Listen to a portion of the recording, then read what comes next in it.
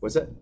Where the dimethyls are at? Yeah, yeah. So we'll start there and go 2, 3, 4. And so that'd be a dimethyl, and this is another methyl, right?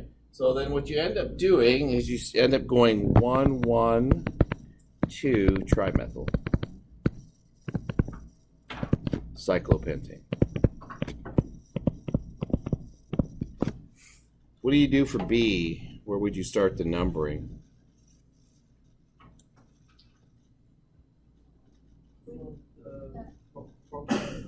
On the propyl group? Yeah, and then you count which direction, clockwise or counterclockwise? Yeah, left, counterclockwise. So go 1, 2, 3, 4, 5, 6. And it's just like when anytime you have 3 substituents, if there's a tie with the first 2, you use the second one to determine like which way you count on the parent.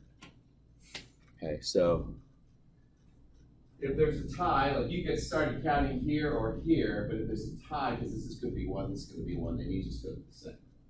That's how you determine it. So that's propyl, methyl, ethyl. All right, and then you got to put them in alphabetical order. So it's going to be, what's first? 4 ethyl. Somebody knows his alphabet. Sorry. And then what? 2 methyl. And then 1 propyl. Cyclo. And then it's a hexane.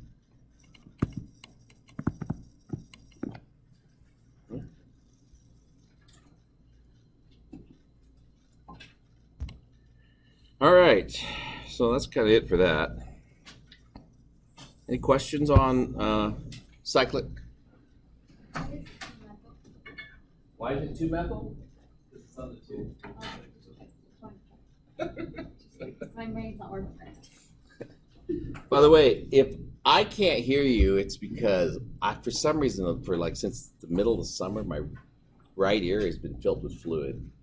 And so I sound funny to me, and you guys sound funny to me. Yeah, that brain fluid. And I know I should have gone to see a doctor about it, but it just occurred to me, that's something a doctor could probably help me with, but I didn't go, so. I am a doctor, but not that kind of doctor. Okay, classifications of alkyl halides. Alkyl halides, again, are alkyl groups with halogens on it. There's primary, secondary, and tertiary alkyl halides, and that's pretty much all there is to that.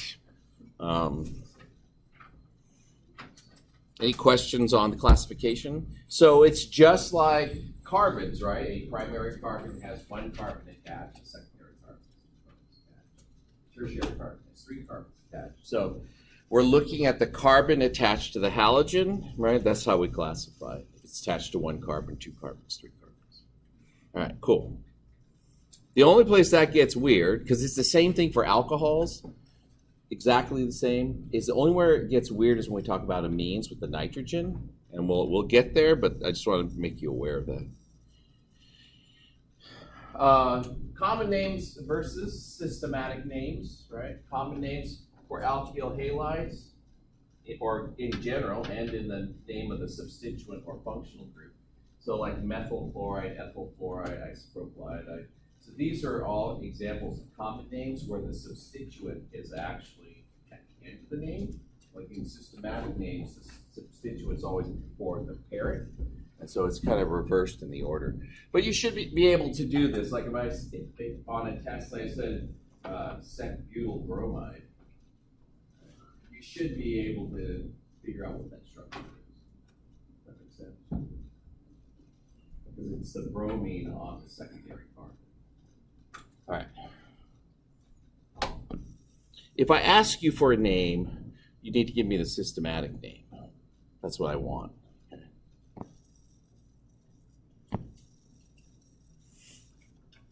So ethers, there's symmetrical and unsymmetrical. I don't know why I like asymmetric, but they say unsymmetrical. In some contexts that makes sense, but there's symmetrical and unsymmetrical. This means one side's not the same as the other. Which ones are symmetrical? Yeah, this guy here. Any of the others? No. All right. That just means that ethyl is on one side and ethyl is on the other side. So this guy is often just called ethyl ether. This is what we used in lab the other day. Okay. If you do an unsymmetrical ether, then what you do is you take the substituents on either side for the common name and just put them in alphabetical order. So this is ethyl, ethyl, right? So ethyl, methyl ether. This is what? Sec, butyl, and isopropyl. Or and what else is there? So it would be isobutyl. I'm not reading the name. And this is T-butyl. So this would be isobutyl, T-butyl ether. I don't think they chose that right. Tert is usually not alphabetized. Iso is usually alphabetized. I'll check that. So that would mean this is B and this is I. Oh no, that's right. Okay. A, B, C, D. And this is cyclohexyl. So this is the cyclohexyl part. This is the isopropyl. So you just put them in alphabetical order. It's pretty straightforward. Okay, but when we do systematic names, they're oxy substituents, and so instead of methyl, this is methoxy, ethoxy, isopropoxy. It gets a little weird. So you just put oxy at the end, and that makes it an oxy substituent. So this is 2-methoxybutane. So if this had been a chlorine, right, this would have been a 2-chlorobutane. It's done exactly the same way. You just have to know it's called an oxy group. And then name it accordingly. Now,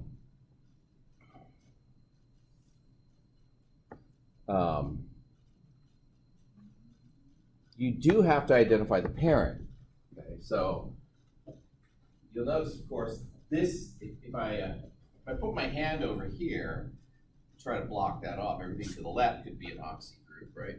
Put my hand over here. Everything to the right could be an oxy group.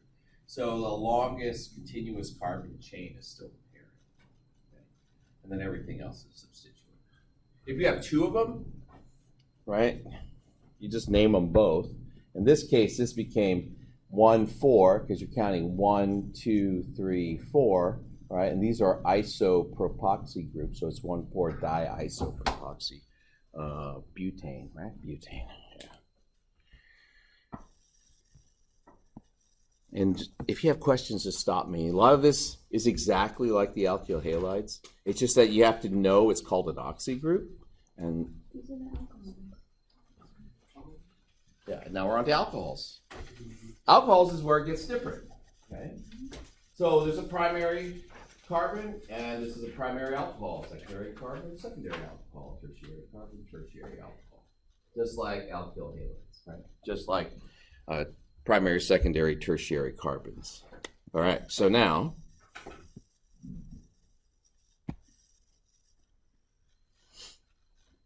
common names, same as the alkyl halides. Alkyl substituent name, ending with the functional group name. Okay. So this will be ethyl alcohol. The systematic name is actually just ethanol. I'll get into that in a second. This is propyl alcohol. Isopropyl alcohol, that's rubbing alcohol. Since you give massages, that's the one you should be familiar with. She's like, what? This is rubbing alcohol. I don't know why people use that. I guess it must feel good. I'm not a massage person. And this is isobutyl alcohol. So what else is there about these? I don't think much. Yeah, so common names are just like the alkyl halides. Now here's the thing. We have this word we call functional group, okay? And a functional group gives a molecule its properties. But there's two contexts for this word functional group, and it's kind of confusing. But the first context is it gives the molecules its properties. But in nomenclature, a functional group will actually modify the name of the alkane. It changes the alkane name. So there's like a usage of the word functional group. Like a halogen is not considered like a functional group for naming. It's a substituent of the parent chain. But it really is a functional group because it's going to give the molecule different chemical properties. So we have these two contexts. So I will say it all the time, and hopefully the context will be clear. But when you have an alcohol, and the OH is then the functional group, you replace the E at the end of the alkane name with OL, and that's how you know it's an alcohol. So all alcohols end in OL. Okay. The parent chain has to have the OH group in it. So now it's become, right, normally it's the longest chain is the parent chain. Now it's the longest chain with the OH on it, that's the parent chain, which is going to sometimes be different because the OH may come off the shorter branch. And then here's the other rule. The OH always gets the lowest possible number. So sometimes instead of like you have two substituents on, let's draw a parent chain like this. You have one here and you have one here. This one is the alcohol functional group, right? This would be a 2 if you numbered from the left-hand side. And this is a 3 numbering from the right-hand side, right?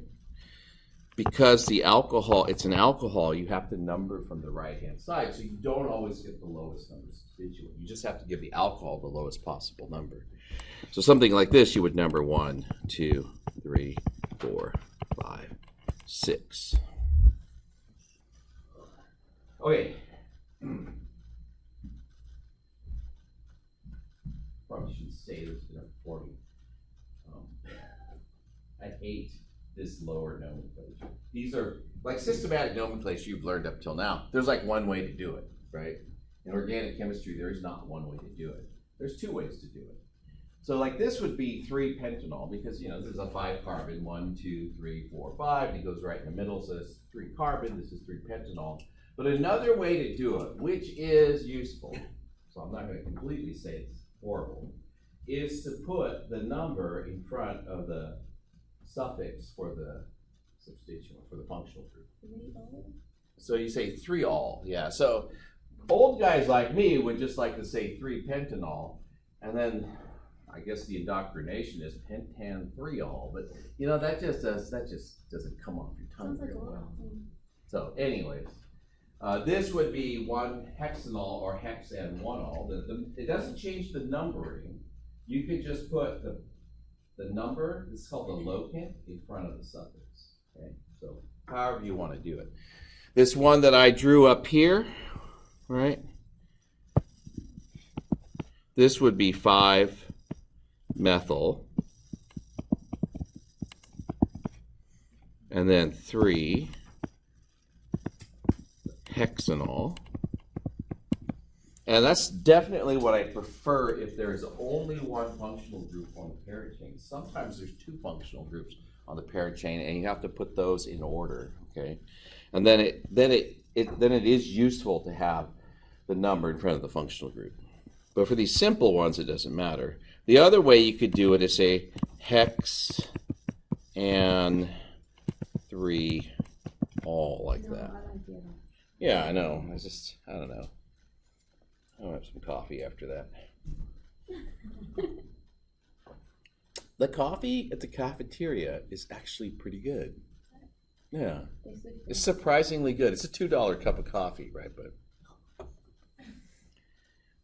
But it's also extra caffeinated, so I think the caffeine fairy came to visit the plant or something. I don't know. I used to buy Death Wish coffee.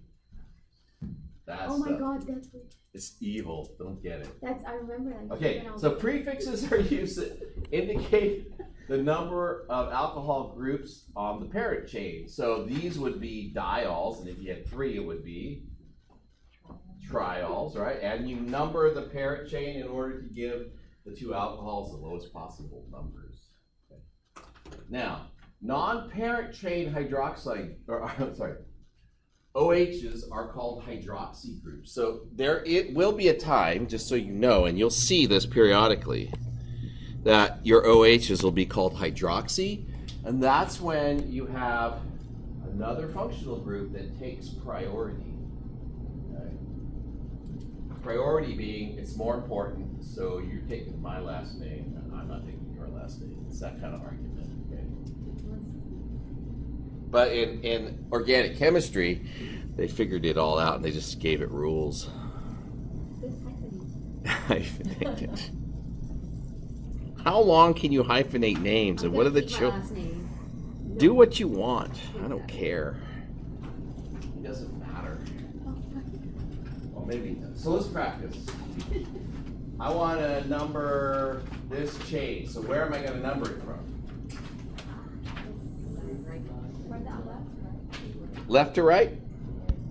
So this is going to be 1, 2, 3, 4, 5. I don't know why the 2 didn't show up. 1, 2, 3, 4, 5. The reason is it would be 3 on going from either direction, so you just give the substituent the lowest possible number. Okay. So this would be 2 chloro, 3 pentanol. What about the one on the right? 1, 2, 3, 4. 1, 2, 3, 4. So again, I would number from the right. Give the substituent the lowest possible number. 1, 2, 3, 4, 5, 6, 7. So this is 2 methyl 4 something. Sorry, heptanol. As I was writing, I didn't want to think, and so I just did something. All right. For the one on the left, you find the parent chain, and you tell me where to start and where to stop.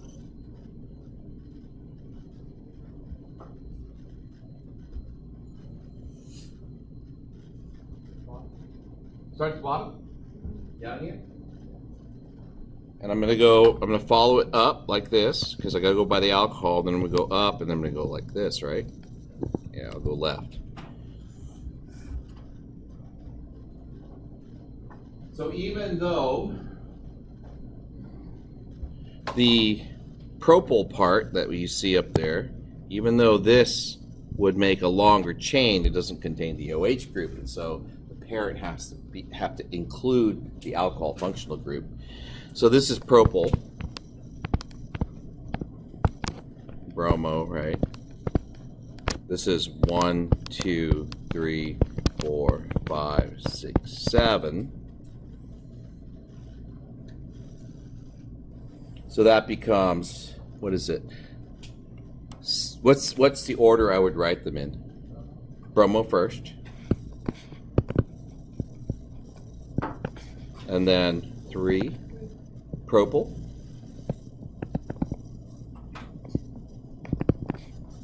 And then if I'm going to put the number in the name, what would I write? If it's not going to be a prefix. Heptan hyphen, right, 2, all like that. That all looks like a D. There. All right, what about this other one? On the OH, right? If it's on a ring and it's an alcohol, it's the number 1 carbon, it has to be. And then you just number in the direction that gives everything else the lowest, the next substituent the lowest number. So it's going to be 1 here. And then I go clockwise or counterclockwise? To the right? To the ethyl? That's up. 2, 3. When you said right, I'm like, what? 4, 5, 6. All right, cool. And so there'd be 2 ethyl, 5 methyl cyclohexanol. Okay.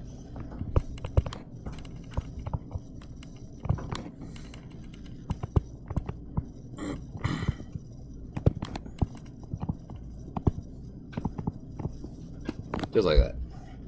And you don't have to give it the number 1 because it's assumed it's the number 1. It's on the ring.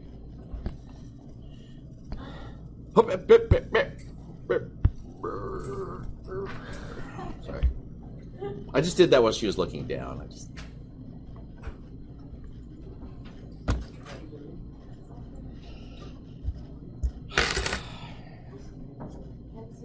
you don't have to put a one because it's there already? Yeah, don't need the one because it's going to be, it's the alcohol functional group on a ring. It's number 1 carbon, always. Okay, so classifications of amines.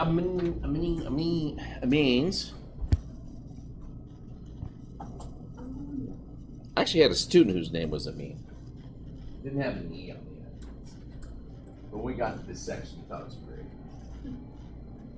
So, so this is a primary mean, secondary mean, tertiary mean. What's different?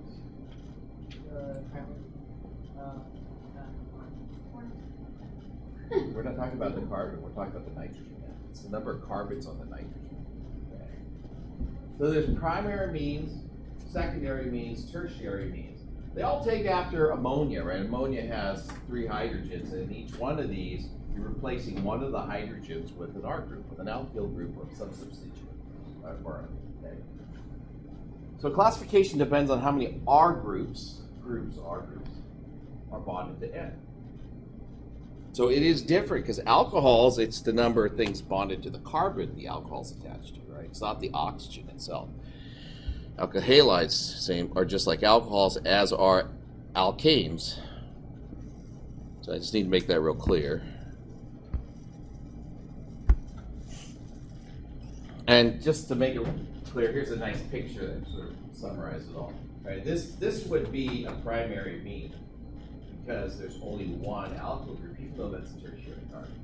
But these are tertiary because when we talk about alcohols and alkyl halides, we're talking about the carbon that's attached to the functional group. All right, cool. Questions? I feel almost bad including some of these slides just because I want to talk about them real quickly, but it's good to have it there because as you go through, you can review and it's all there. So if you don't write anything on the slide, don't feel guilty. I want you to have the information. These are all out of your book too. I made a big effort this year to stop using my horrible drawings I'm try to find ones I liked in the book. Yeah, thanks.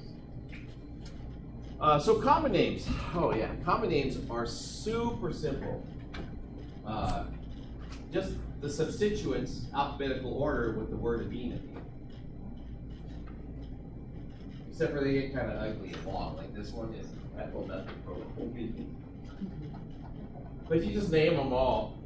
So you don't even think, you just have to name them, put them in alphabetical order, and add the word amine to it. And I'll just tell you the truth. When you look these things up, they're not always in alphabetical order, so whatever you put them in, if you're looking for it, you'll find it. That's kind of weird. So that's why they're common names. There's no real order to it. Similar to alcohols, amines are the functional group, and so you will change the suffix. You'll replace the E with amine. And if the amine is pitted against an alcohol, and I have an example of it, it becomes an amino substituent. So we will do this in a second, but let's go ahead and do that top one, right? Top one says, got to count the carbons just like alcohols, give the amine the lowest functional group, lowest number. So that's heptanamine. And I have to give the position, right? Because that represents just a number of different, so I just put a 2 here, or heptan-2-amine.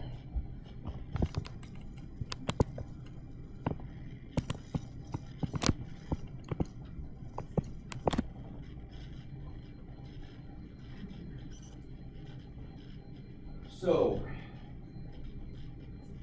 alcohols have a higher priority than amines. Okay. So that means when you marry the two together, they're going to take the alcohol's last name. You guys get to decide that in your own relationships, but organic chemistry, it has been decided. So I'm I'm going to number this 1, 2, 3. I had 2 kids get married, and they had to go through that decision. Well, should we change their names or not change their names? Because as professionals, if you've already started a career, people usually keep their names. And so my daughter-in-law went and talked to all her law professors. Said, you can change it. It doesn't matter at this point. You haven't done anything. So, oh. Really? My kids thought about it. I'm like, all right. So this would be what? 6, right, for amino, because the alcohol is the parent. Is the functional group of higher priority. So this would be 6 amino 2 heptanol. I don't know why I chose 7. I just realized I use 7 all the time. Sorry, I should have used something else. And that's actually not covered in your book for some reason. I don't think I didn't see it, so I just wanted to put it. Why is it alcohol? So it's amino. So like when you hear the word amino acid, right? It's called an amino acid because a carboxylic. So an amino acid, just in case you don't know, amino acids have this sort of general structure.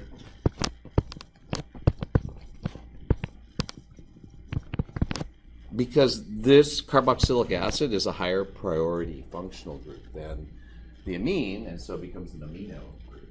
So this is an amino group on a carboxylic acid. We'll do carboxylic acid nomenclature like in a billion years, but okay. That'll probably be next semester. Probably.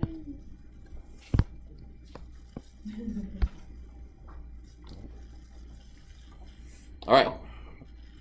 Now, the other weird thing, though, about amino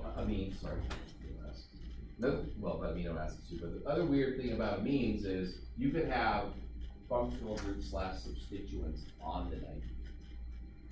And when you do that, then you have to give it a number, but the nitrogen is not numbered. So what you do is you just tell people where it is by saying N. Okay? So for example, this guy, which you could, what's the common name for this? Is it 1, 2, right? 1, 2, 3, 4. Butyl ethyl amine. That's the common name. The systematic name, right? I would have a butane. So this is a butanamine. And then I'd have an ethyl group on it, but it's on the nitrogen.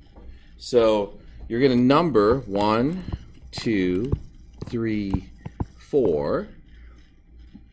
The parent is 1 butane and then amine. So you get rid of the E and put that. The substituent is N ethyl. So then you just put those two together. But you use N just like you would a number.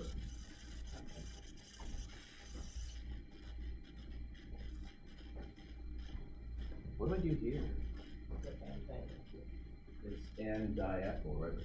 Like if this had been the number 1 carbon, you would have said 1, 1, right? So what you end up having to do is say N, N. So you would say 1, 1. So this would be N, N, diethyl, and then it's still butanamine, I think, right? Yeah, butanamine.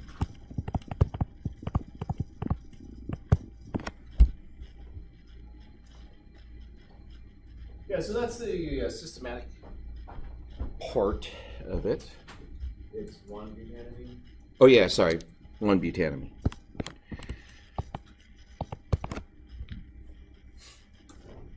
A lot of times if it's on the actual number 1 carbon of the parent chain, it doesn't get a number, so if you don't see it, assume that it's 1.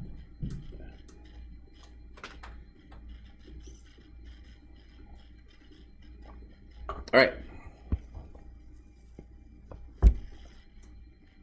Have fun. Practice. Let's do A. You guys practice. You have to figure out what the parent is. All that good stuff.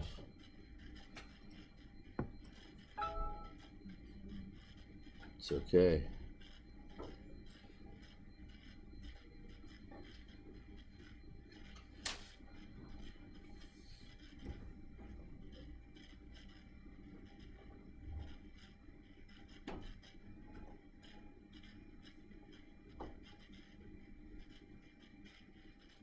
I don't know the name.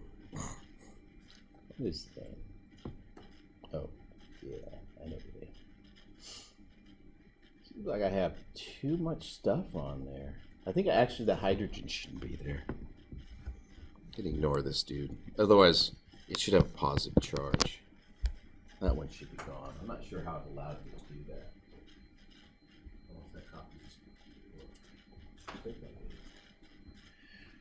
Okay, what's the parent? It's these two here, right? That's the parent. So it's an ethyl. So it's an ethanamine is what it is.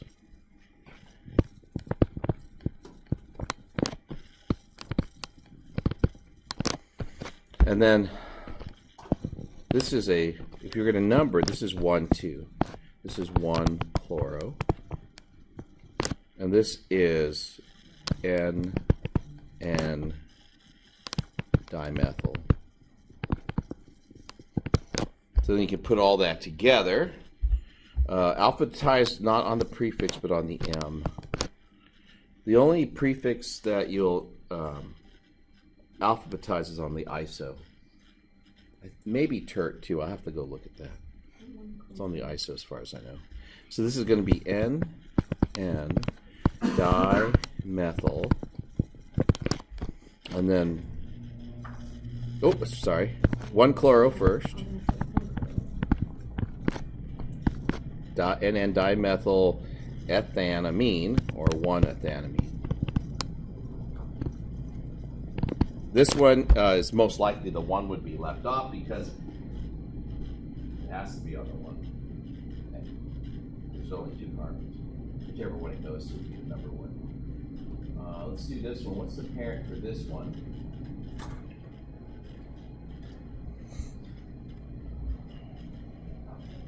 What's that? Starting at the top, because that's where the amine functional group is, right? So we're going to go like this. They'll come down. Then what do I do? Go right. Yeah. So it goes like that.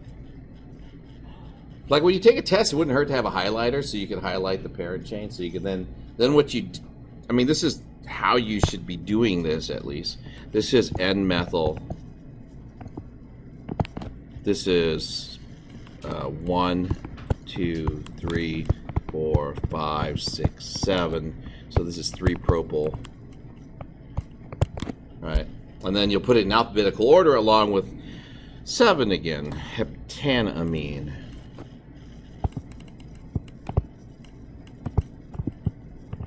And I'll let you guys put that one together. All right, but we'll start with methyl and methyl 3-propyl. Now the nitrogen's on the number 1 carbon, so you probably go like that too. Okay.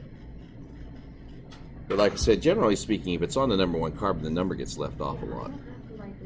You don't have to write the 1 because it's on the number 1 carbon. Yeah. One last thing, I think it's the last thing in nomenclature, right? Yeah, last thing in nomenclature is ammonium salts are pretty common, so I'd like to point these out to you. This would be tetramethyl ammonium. Right, there's ammonia and ammonium. Ammonia is NH3 and ammonium is NH4 plus. It has a formal positive charge with a pickup hydrogen.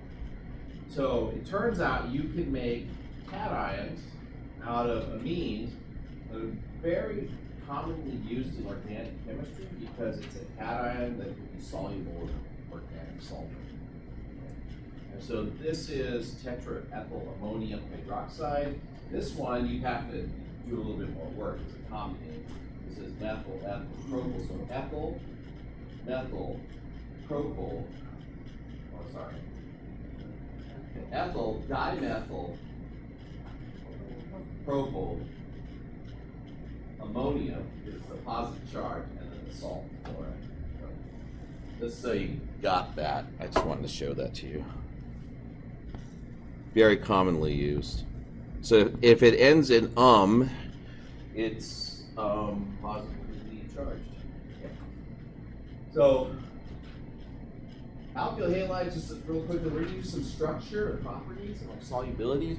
I will tell you kind of what my opinion is about all this in a little bit, but it's way overblown, to be honest with you. But I'll get to that. So, structure of alkyl halides, right? The alkyl halides are produced by replacing a hydrogen with a halogen. Bond length gets longer as the halogen gets bigger. Right? This bond gets weaker, and it turns out this molecule, even though the dipole is very weak, like you would think by electronegativity purposes, is very weak, this is a very polarizable molecule because the iodine is so big. And the other thing is dipole moments are measured by looking at electronegativity difference and the length of the bond. And so the bond on these gets really long in comparison to this, right? And so even though this is a very strongly polar molecule, this is actually a fairly polar molecule as well, just because the bond is so long. So yeah, let's see what else is there. Yeah, alcohols, ether, and water all have similar structures. I mean, your book talks about these all separately, but they're all basically the same because of the oxygen. The oxygen has two lone pairs and bonds to two things, right? So this would be an alcohol. Water would just be H2O, right? Would look exactly the same, but it would just have the hydrogens on it and two lone pairs. Very polar molecule. So the oxygen gives the molecule quite a bit of polarity. The biggest difference between alcohols, water, and ethers is that ethers don't hydrogen bond. They're not quite as polar, and they don't hydrogen. They can be hydrogen bonded too. So if you have a hydrogen bonding molecule, it can bond to an ether through the lone pairs, but the ether itself doesn't have a hydrogen on it. Okay. Amines and ammonia have similar structures. Basically the same geometry. Well, actually back up for a second. On these, the bond angle is roughly 109. Right? So they're all the same as each other, roughly in bond angle. It is going to change a little bit with the size of the groups that's attached, but it's not like substantially important. Here, the angle on the nitrogen is roughly 109. It actually gets a little bit bigger as you add these alkyl groups to it, just because they're so big, they spread the molecule out a little bit more. But roughly speaking, it's about the same. One of the things you'll notice in the more highly substituted amine is this is the electrostatic potential map. And this red dot, that's the lone pair of electrons. This red dot gets smaller as you add more alkyl groups to the substituent, partially being covered up by those by the functional or the alkyl groups.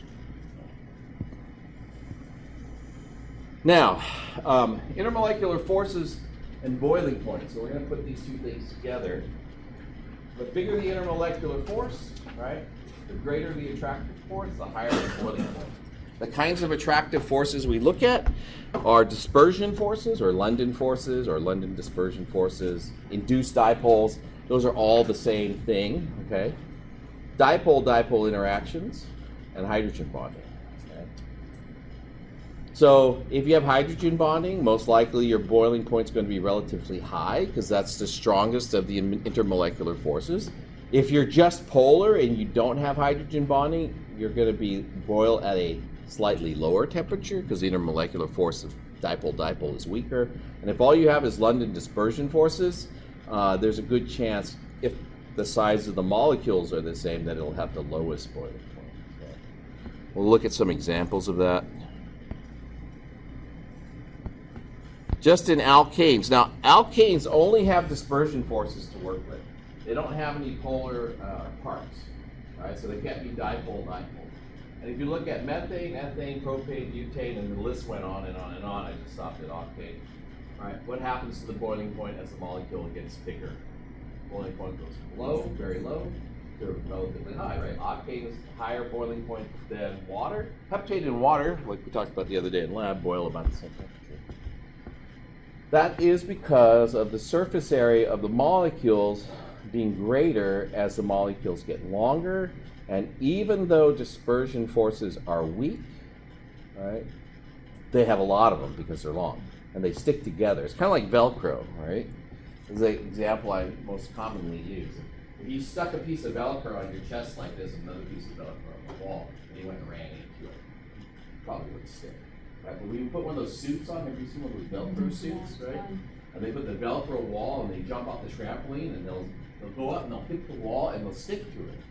That's just because the surface area is greater. The force of attraction of the Velcro little hooks is still very weak, but there's just a lot of them. So this is what happens with molecules. Longer molecules have greater effect of intermolecular forces just because they have more surface area to make contact with. And so when you look at boiling points just go up in this sort of regular fashion. Okay? For this homologous series, what does that mean? Homologous series, a word I introduced last time, just differ by CH2 groups. Homologs differ by one CH2 group. Branching, look at this. This is pentane, 2-methylbutane, and 2,2-dimethylpropane. So these are all have the same molecular weight because they all have 5 carbons and 12 hydrogens. 12, right? 2, 4, 6, 12. Yeah, all have 12 hydrogens. But the boiling point is the highest for pentane and the lowest for this 2,2-dimethylpropane. Reason? When you branch, so what this is called, branching a molecule, its surface area goes down. The surface area it can make contact with goes down. So this is more like a long string, and this is more like a ball. And you think about 2 balls when they touch, they only touch the one spot in the middle. When you take 2 like long pieces of tape, you put the 2 pieces of tape together, it's impossible to get them apart. And so what happens is intermolecular forces, the effect of the intermolecular force is much weaker as the molecule gets shorter, even though it has the same molecular weight. So you see this trend where the boiling points go down.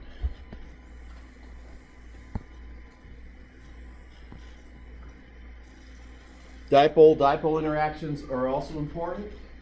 And so these are 2 molecules. This molecule does not have a dipole. This molecule has a moderate dipole to it. It's the oxygen, right? Boiling point difference, 49.3 versus 65 degrees Celsius, simply because this molecule is polar. Because it's polar, the charges can line up and the 2 molecules can kind of stick together and hang out. Anytime you put one of these on there, the bond becomes polar. That's kind of what the point of that is.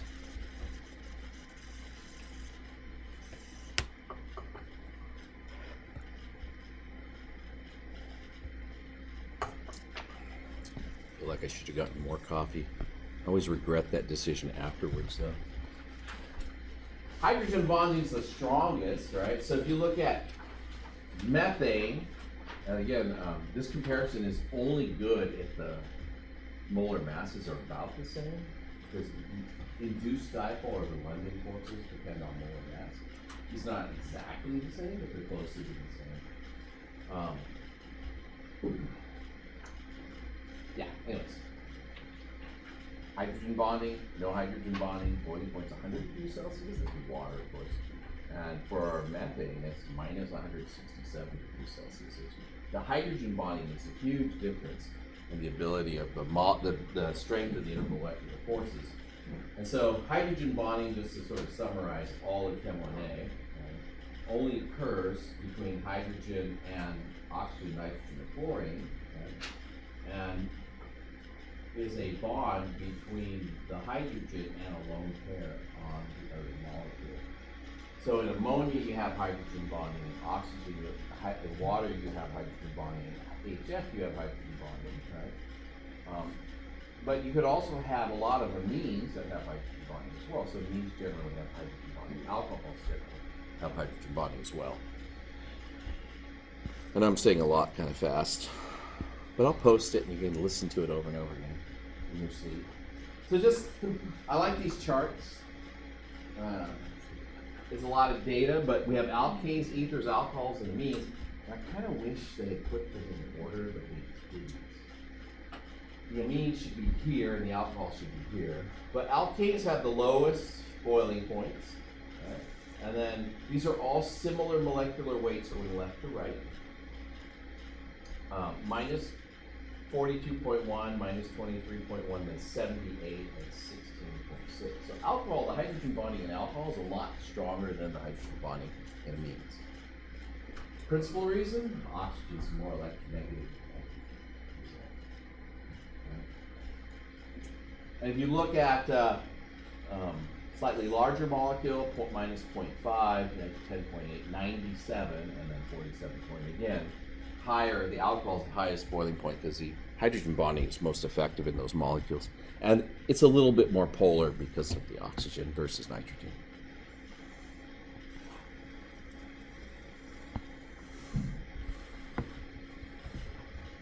Now, alkyl halides, right, have only dipole moments.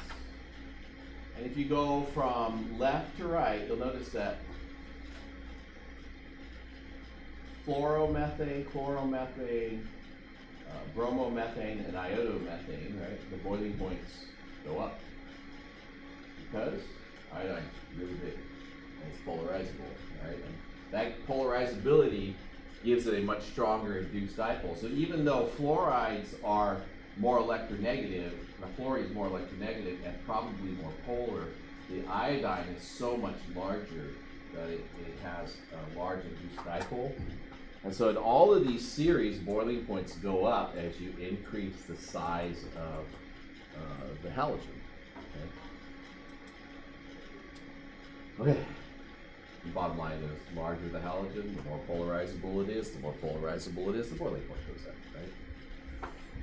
But I like looking at all the data because it makes me feel good because there's no inconsistency. I'm like, oh yeah, it looks good. You go from top to bottom, they're just getting bigger, and so the boiling points go up going that way as well. All right, I'm going to zoom in on this. This is one of those weird things. It's a horrible picture, sorry. Melting point, number of carbon atoms in alkanes. You see what it's doing? Like it's high here, low here, high, even, higher, even, higher, even, higher, even, higher, even, higher, even, higher, even. These are the even numbers and these are the odd numbers. Right? Melting points are dependent on the structure of the solid. And so, when you look at, right, alkanes with odd numbers, right, they can't pack as efficiently because the tails don't meet in such a way that you can pack them together. So the melting points go up. So you don't think about it, but you know, when you make a solid, it makes a sort of crystal, you can make a crystalline structure out of these things. When it does that, just being able to overlap the ends causes it to have a higher molecular force. What's that? Yeah, they don't meet. And see, these, when it's odd, they meet at the ends like this, but when it's even, they can meet at the ends like this, where they overlap at the ends. That's just enough to make the boiling points higher. It's just a more efficient packing of the solid. Yeah, this is higher. This is higher.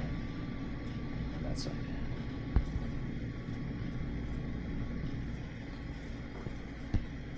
Probably the most important thing that comes out of all of this is just this, like dissolves like.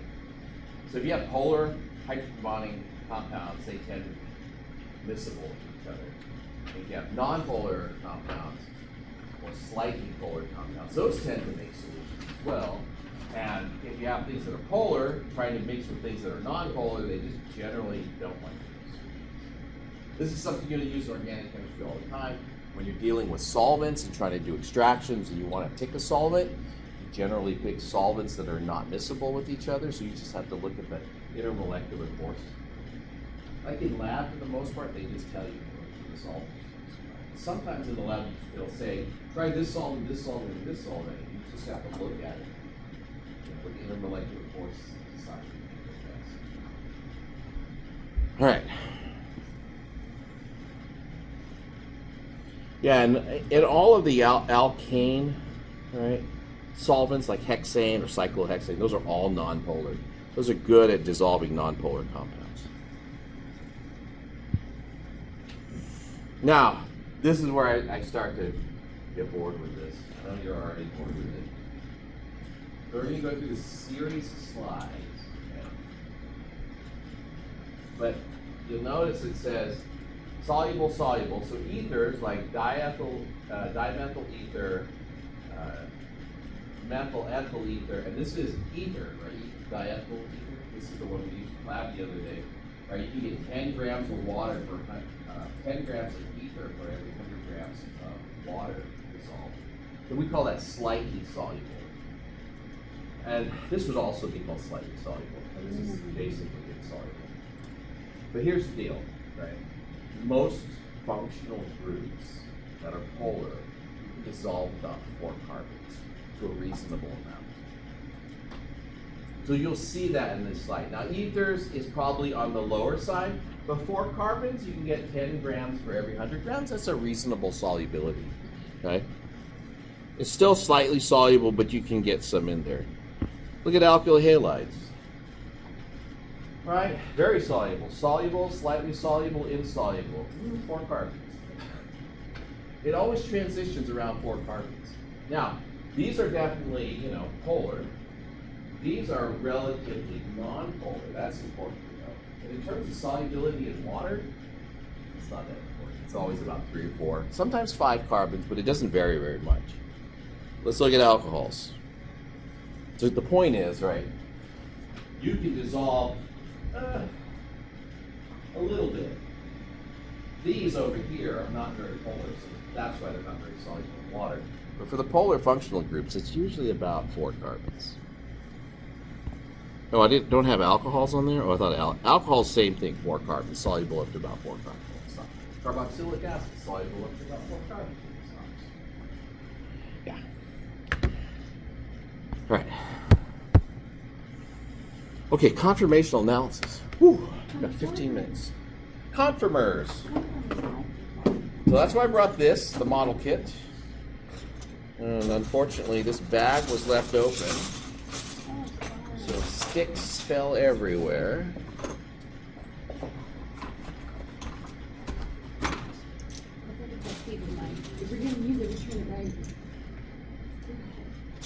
That's probably my fault, so I didn't say it.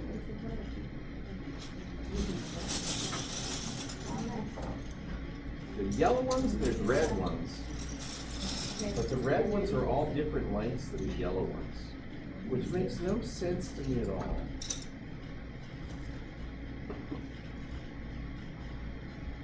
So give me a second, I'll get this thing put together. I'm gonna make ethane. Now, I have to be a little bit careful because if I stick these in too far, they don't come out.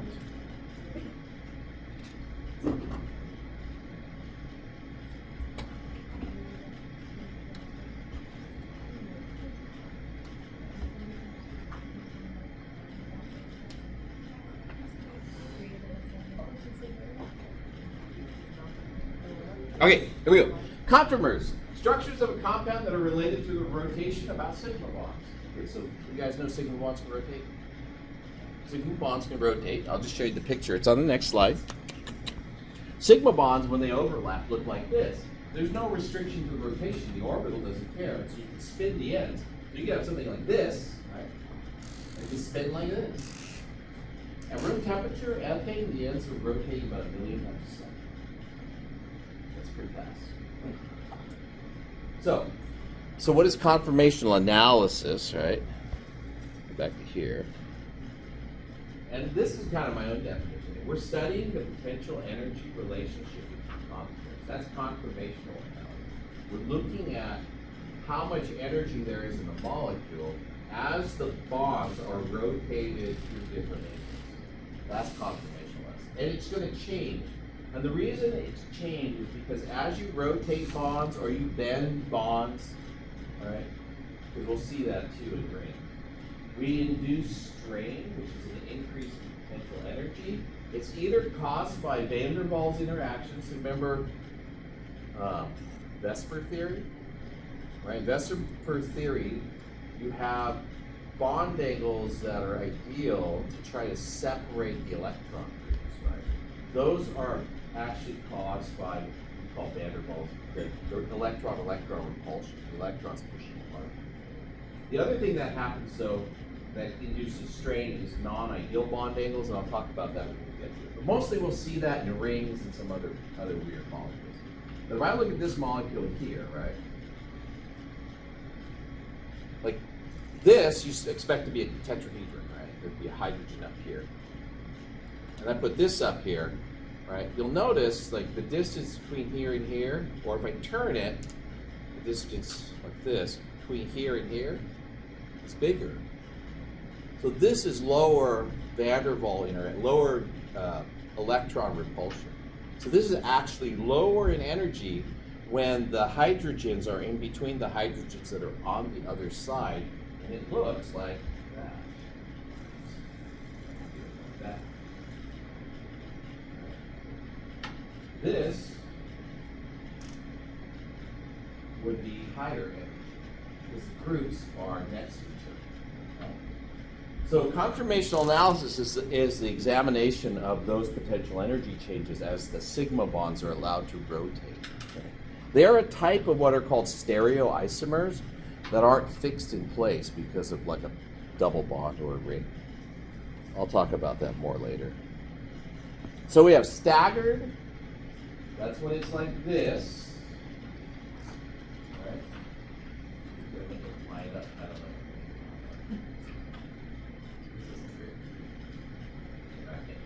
So that's staggered like that. Okay. And then that's eclipsed when they're right on top. And what we do actually is to be organized about this is we measure the angle between the groups. Okay. Now, you got to be able to draw this somehow. I don't think anybody wants to draw these pretty pictures from the top over and over again. And so we've come up with something called Newman projections.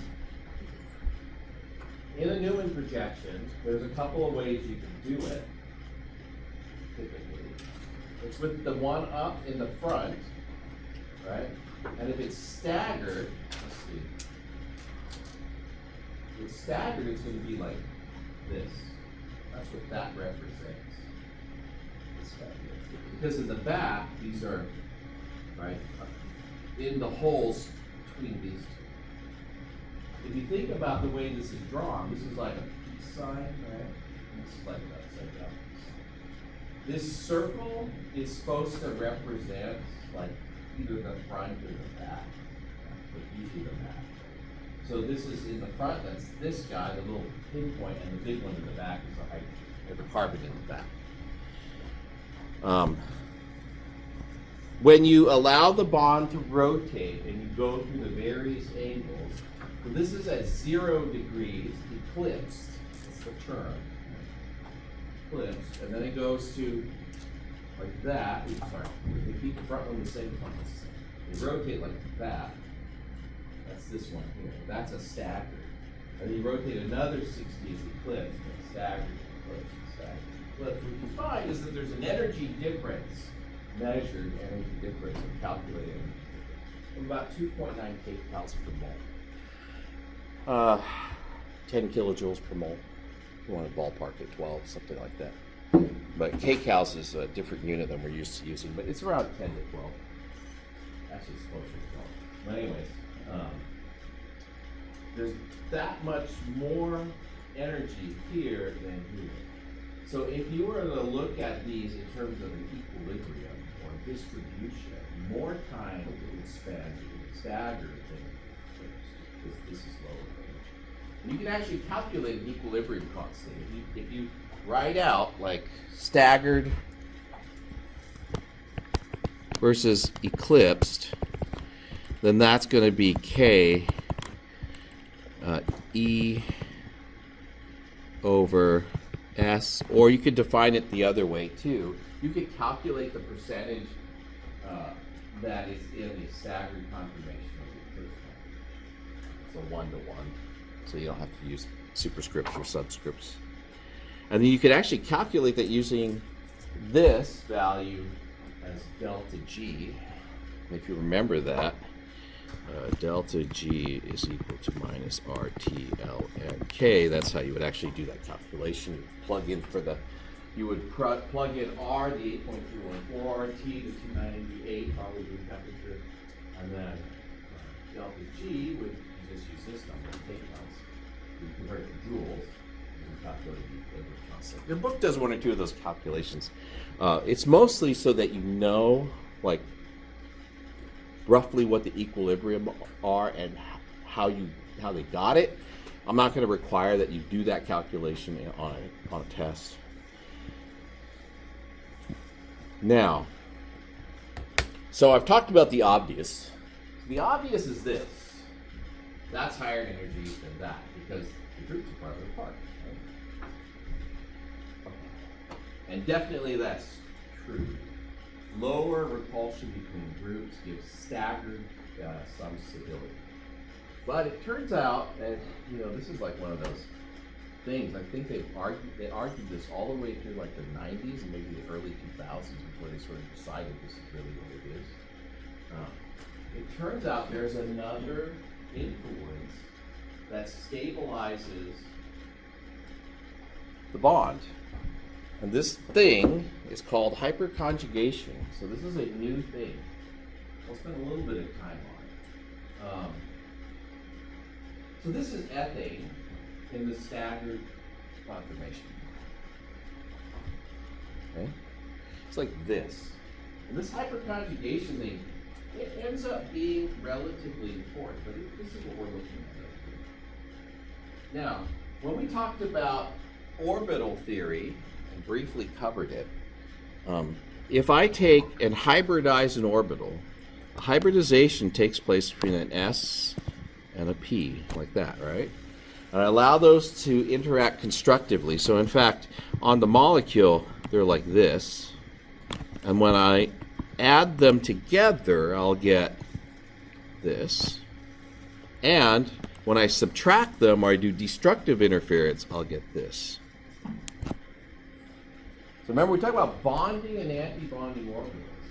So it turns out when you have this molecule like this, and this is where the bonding orbital is. Because you'll notice, like this doesn't quite look like that. There's no hydrogen here. Over here, I have a hydrogen bonding here with the bonding molecular orbital. It's not drawn on here, and I wish they kind of had done it, at least in a different color. But there's actually another orbital that looks like this. And there's a hydrogen down here. So this is the bonding interaction for the bonding molecular orbital of this carbon, right, and the hydrogen that is bonded to. But at the same time that you have this bonding orbital, you also create an antibonding orbital. That's what this is. So you'll notice there's a little sigma star here. That's its antibonding orbital. There's actually nothing in that orbital when it's bonded. Okay? Not normally anything in that orbital. Now, think about this now. I have these two orbitals that are like this, right? The antibonding orbital for this one is here. The bonding orbital for this one is here. The alignment between these two is actually really good. And in order to form a bond, you have to have overlap. When I turn it like this, these have electrons on them, they repel each other. Right? And they're far apart from each other. And the antibonding orbitals are down here, and there's nothing in them.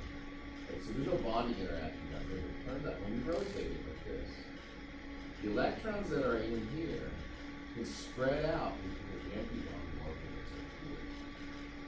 And that causes delocalization. These electrons cannot be localized in what's called an extended orbital.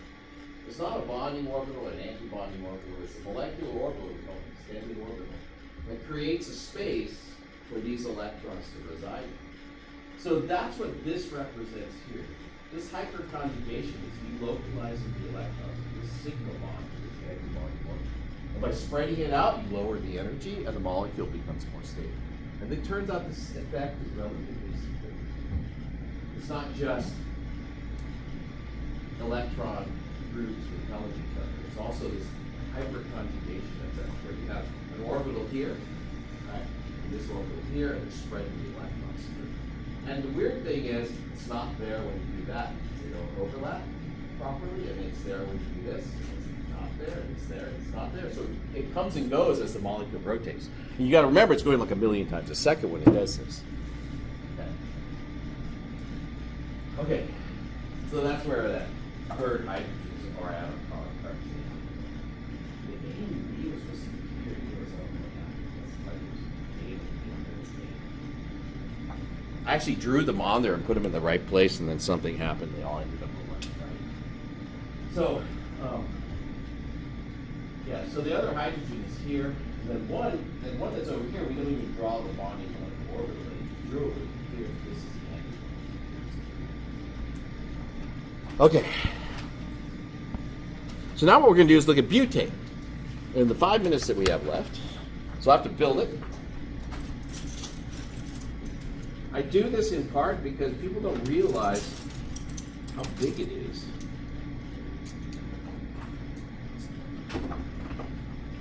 There's a lot of broken atoms. Atoms, yeah, the broken atoms are broken atoms. I hope you're not a broken atom. Not yet, working on it. Not yet. Definitely.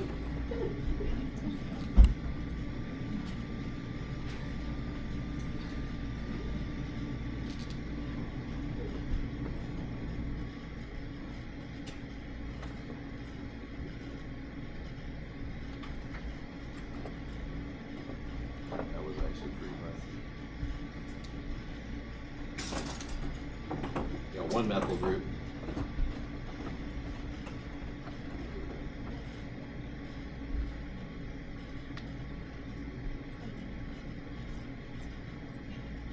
Okay.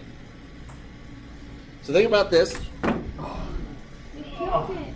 That's a broken atom. Okay, this was that thing, right? High energy, low energy, high energy, low energy. Difference between high and low is about 2.9. So now what I'm going to do is replace this with this. It's not butane yet. What is this? Propane, right?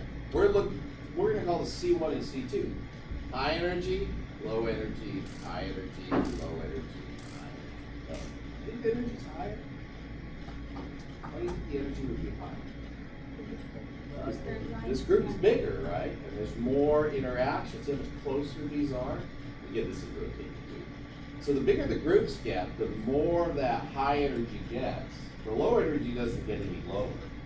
So I'm going to replace both of these now with tritone. What you notice when I put this on here, all right, for ethane, when I went around ethane like this, all right, there was a lot of them that looked exactly the same.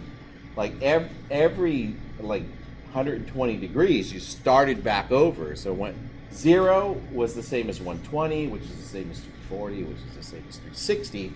So all of these were all eclipsed, and they were all eclipsed the same way. And then these were all staggered, and they're all staggered the same way. Now that you have two big groups on the ends, it's not that way. Okay, now, there's a couple of bonds you can look at. You can look at C1 and C2. So if you're looking at C1 and C2, that's this two. You're looking at C2 and C3, which is what we do most of the time. Then what you have to do is you have to line C2 and C3 up with your eyeball like this. And then you can start seeing which would be the core. Okay.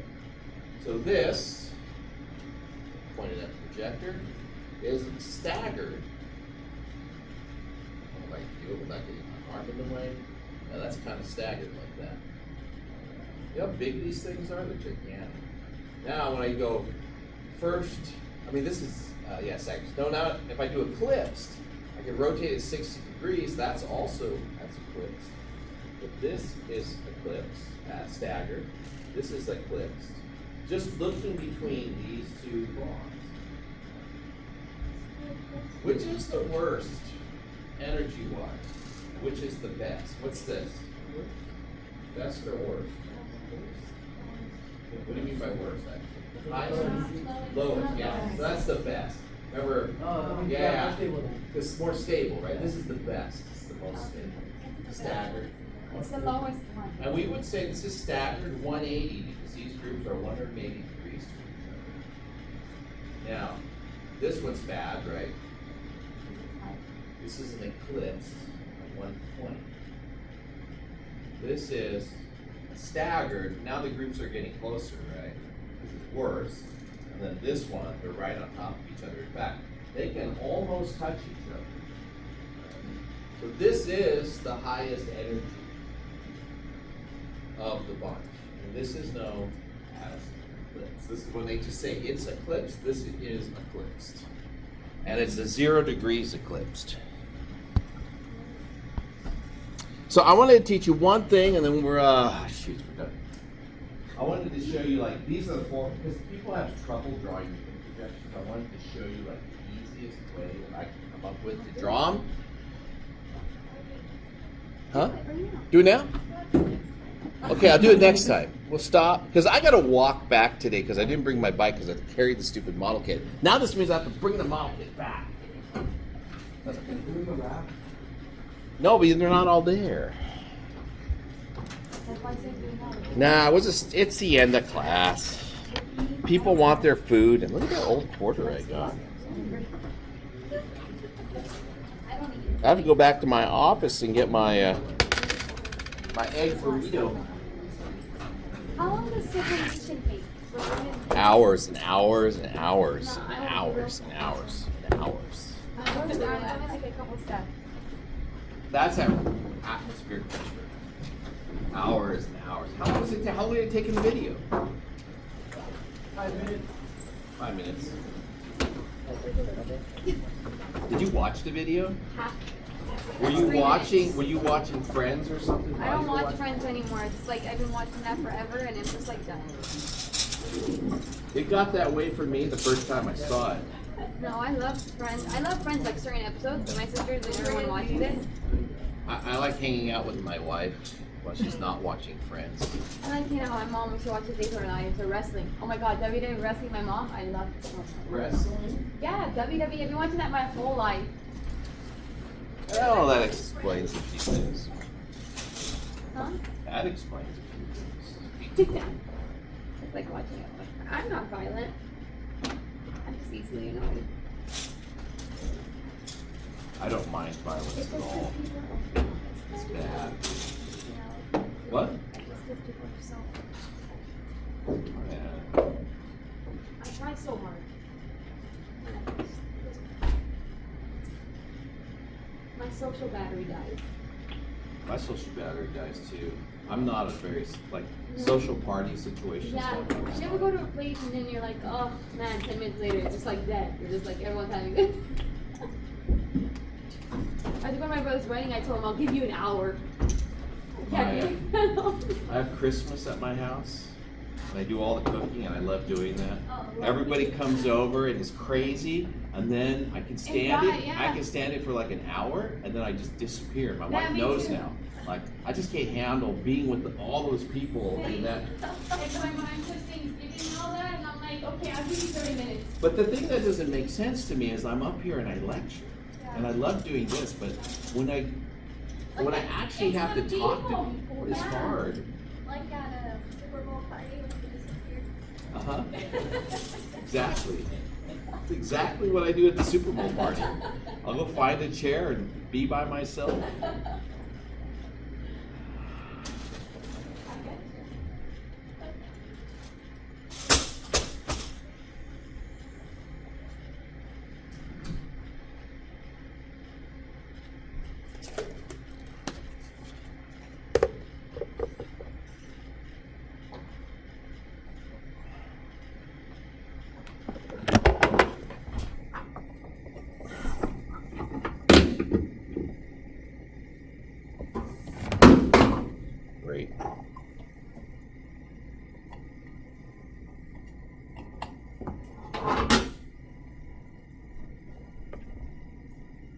Oh, good, it's connected.